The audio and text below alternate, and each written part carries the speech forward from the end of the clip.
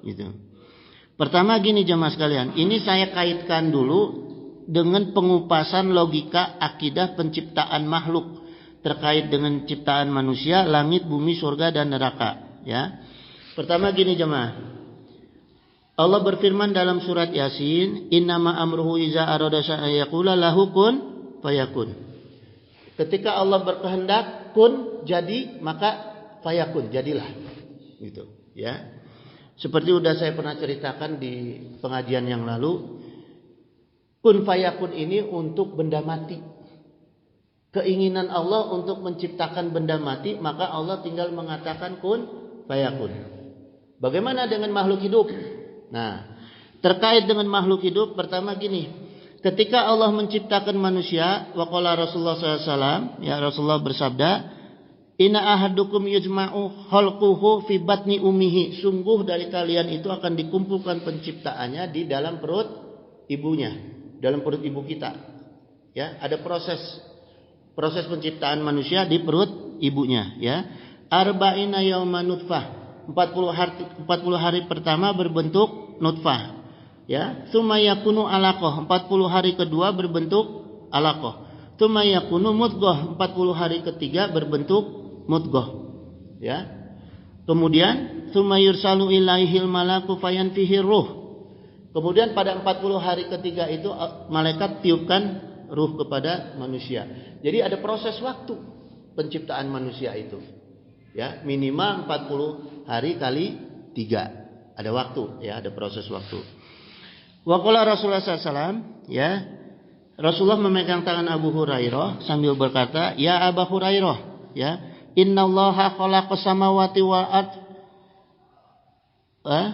wa ma bainahuma fi sittati ayyam."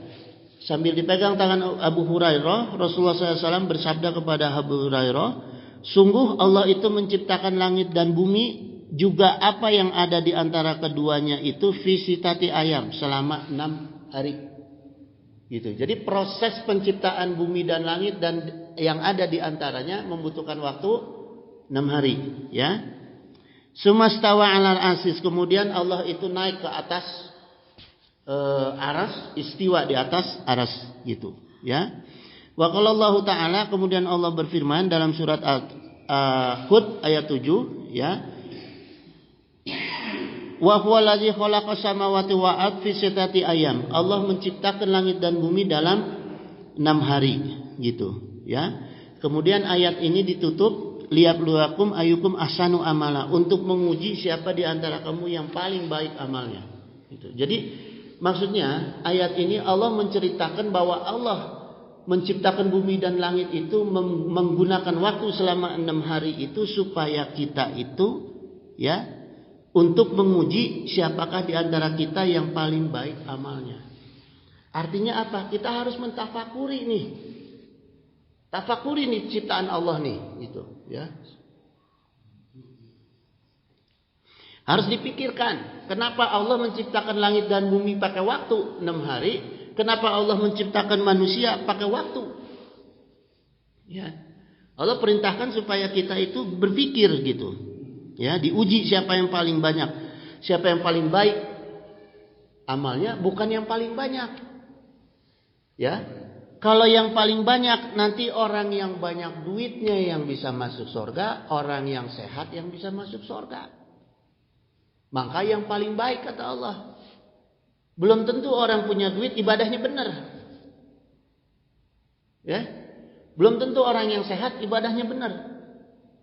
Malah bisa-bisa orang yang sakit ibadahnya benar karena pengen sembuh. Kadang-kadang begitu. Ya. Gitu jemaah. Jadi gini jemaah sekalian. Ya. Rasulullah SAW an Abi Hurairah qala Rasulullah sallallahu alaihi wasallam, Rasulullah SAW bersabda, ya, "Innallaha la yanduru ila suwarikum wa amwalikum." Allah tidak melihat bentuk, rupa dan harta kita, ya. Walakin yanduru ila qulubikum wa amalikum. Tapi Allah hanya melihat bagaimana hati dan amalan kita. Tegas gitu. Maka tadi Allah bilang apa? Untuk menguji siapa yang paling baik amalnya. Gitu, bukan yang paling banyak, gitu. Ya. Gitu jemaah sekalian. Terus gini, Kesimpulannya gini jemaah, ibadah itu ukurannya itu harus terpenuhi 2 syarat. Pertama ikhlas, yang kedua ittiba. Pertama ikhlas nih. Yang kedua ittiba. Ittiba itu adalah mengikuti tuntunan Nabi sallallahu alaihi wasallam. Yang pertama ikhlas, harus ikhlas hati. Hanya karena Allah, ya. Juga ditambah satu lagi harus iman karena Allah. Jadi ibadah jangan karena manusia. Gitu. Ya. Supaya kita dipuji sama orang, kita sholatnya pura-pura khusyuk, jangan. Itu namanya imannya enggak benar. Gitu. Maka syarat sah ibadah itu, syarat diterima ibadah sama Allah itu 3 iman, ya, ikhlas sama i'tiba. Gitu. Kenapa harus ittiba? Man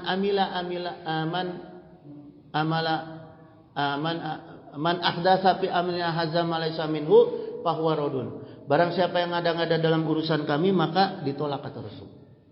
Gitu. Maka harus ittiba kepada aturan-aturan Rasulullah yang sudah dicontohkan oleh Rasulullah SAW. Gitu. Nah, kemudian gini jemaah sekalian. Setiap yang Allah ciptakan dengan waktu pasti ada akhirnya. Karena yang namanya waktu ada awal, ada akhir. Ya. Gitu.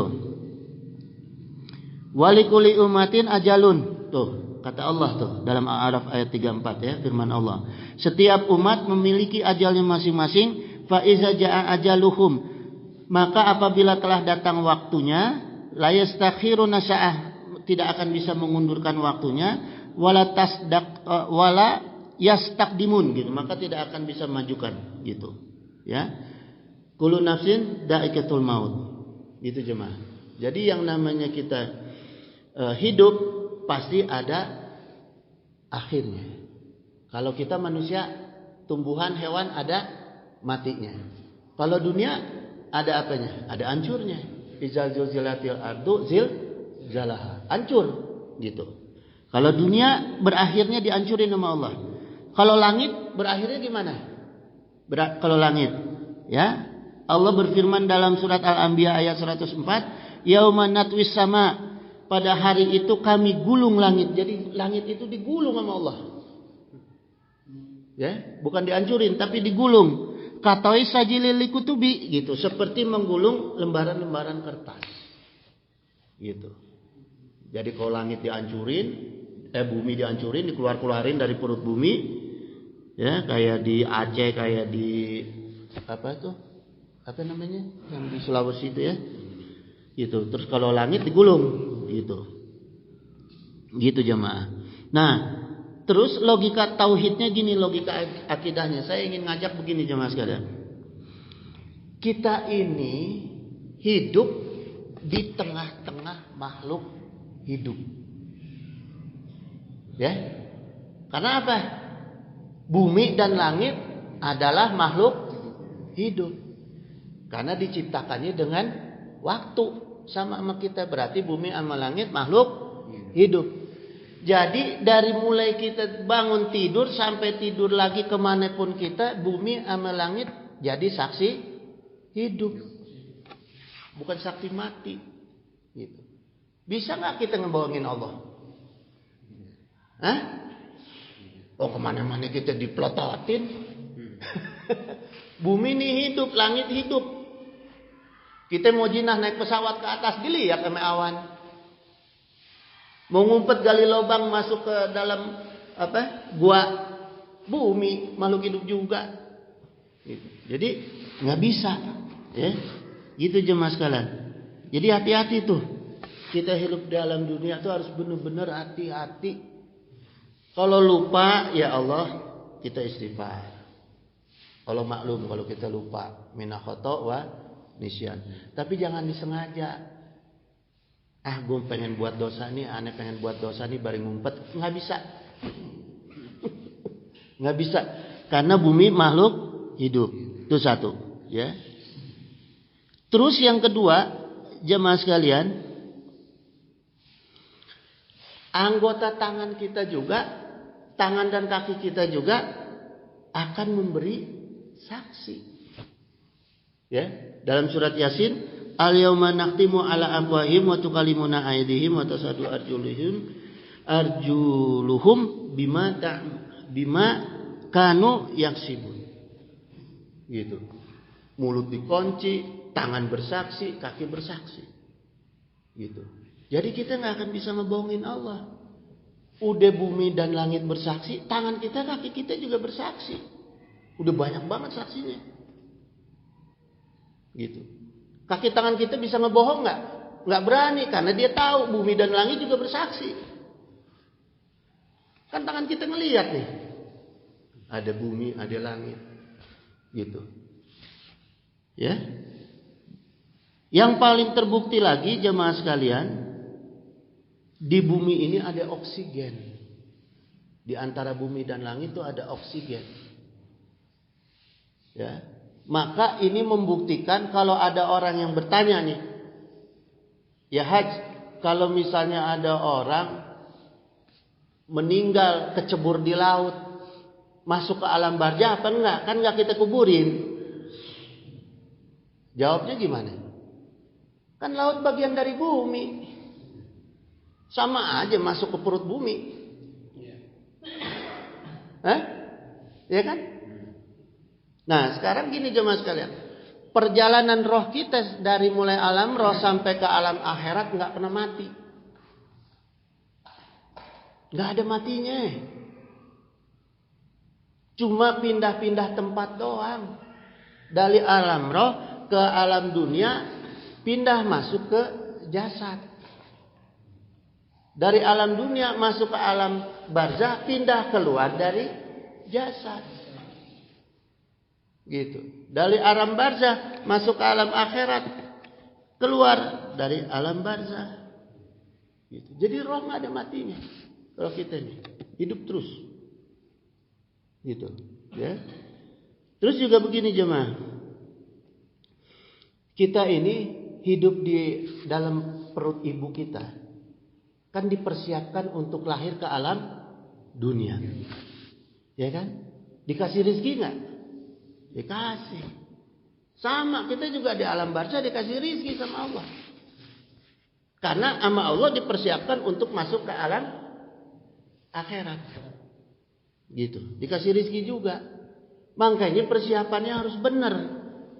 Kalau nggak benar nanti keluarnya jadinya nggak benar. Coba sekarang. Seorang ibu yang mempersiapkan anaknya di dalam rahimnya supaya benar keluarnya tuh anak nanti ke alam dunia harus bagaimana? Banyak mendawamkan apa? Sholawat, zikir, ya kan? Jaga kesehatan, ya nggak? Maka tuh anak lahir ke alam dunia, insya Allah selamat, sama kayak kita, gitu. Ya kan? Kalau tuh anak banyak nggak sekarang bayi yang lahir dari perut ibunya keadaannya cacat, banyak nggak? Tanya sama dokter kenapa itu anak lahir cacat? Si ibunya tukang mabok, si ibunya tukang ngerokok, si ibunya nggak bisa jaga akhlak, maka lahir anaknya cacat. Kita juga kalau nggak mau amal kita nanti cacat, kita jaga diri bener. Karena ruh kita nanti akan keluar dari tubuh kita, akan lahir lagi.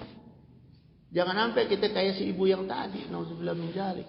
Kita nggak mau persiapkan diri, gitu. Ya, itu jemaah sekalian. Itu logika tauhid tuh, gitu. Ya, terus gini jemaah sekalian. Ya. Allah itu ya mengatur manusia ini di alam dunia ya supaya lebih mudah. Allah itu sudah menerapkan manajemen yang namanya qada wa qadar. Kita lahir ke alam dunia ini bawa dua nih. Selalu bawa dua. Ada malaikat Ridwan Malik, ada malaikat ada baik buruk, ada qada wa qadar ya. Qada ini, ya, ini sebuah konsep dari Allah, ya. Konsep manajemen Allah yang sifatnya qada itu yang sudah ditetapkan duluan. Jadi misalnya nih, Haji Aksan nanti ke alam dunia udah dicatat duluan nih, ajalnya umur segini, meninggalnya di sini, jam ini, detik ini, jodohnya si Anu, rezekinya segini, ilmunya segini. Udah ditulis tuh sama Allah di Lauh Mahfuz. Itu namanya qada, karena qada artinya ketetapan. Ya. Tapi sama Allah dikasih kesempatan juga kita di alam dunia. Namanya qadar. Qadar itu artinya apa? Ukuran.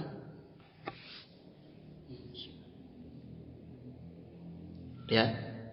Namanya ukuran gitu. Qadar. Karena gini, kalau qada itu standar baku, kalau qadar itu kata Allah, ya, ma asoba min musibatin fil ardi wala fi anfusikum illa fi kitabim min qabli an-nabra'aha gitu ya. Kata Allah, aya satu bencana apapun yang menimpa bumi dan pada diri kita sendiri gitu, kecuali yang sudah tertulis di Lauh Mahfuz. Nah, itu namanya qada. Udah ditentukan. Gitu. Ya. Nabra'aha itu artinya ciptaan. Kalau konsep qadar yang tadi saya bilang itu ukuran, ya. Allah berfirman dalam surat Al-Infitar ayat 10, "Wa inna 'alaikum lahafidin." Sungguh bagi kamu itu ada malaikat-malaikat yang mengawasi pekerjaan kita sehari-hari. Ya. Terus dalam ayat 11-nya kiraman katibina gitu. Yang mulia di sisi Allah dan mencatat pekerjaan-pekerjaan kita itu. Ayat 12-nya ya'lamuna ma taf'alun gitu. Mereka mengetahui apa yang kamu kerjakan. Nah, ini qadar. Artinya qadar gini, karena kita hidup di tengah-tengah makhluk hidup yang akan bersaksi nanti di hari akhir kepada Allah, maka Allah kasih kesempatan kita untuk ikmalu, untuk beramal. Supaya apa? Contohnya gini jemaah, saya kasih logikanya gini. Si fulan hari Rebo jam sekian detik sekian cilaka. Itu kodoknya, ketetapannya tuh. Ya. Bisa digeser gak? Enggak. Karena udah ketetapannya. Dia bakal cilaka. Hari Rebo jam sekian detik sekian si pulang. Yang bisa kita robah apa? Qadarnya, ukurannya. Yang tadinya cilakanya gede jadi kecil. Gara-gara kita beramal, gara-gara kita sering sholawat, gara-gara kita sering sedekah, sering ikhlas ibadah sama Allah.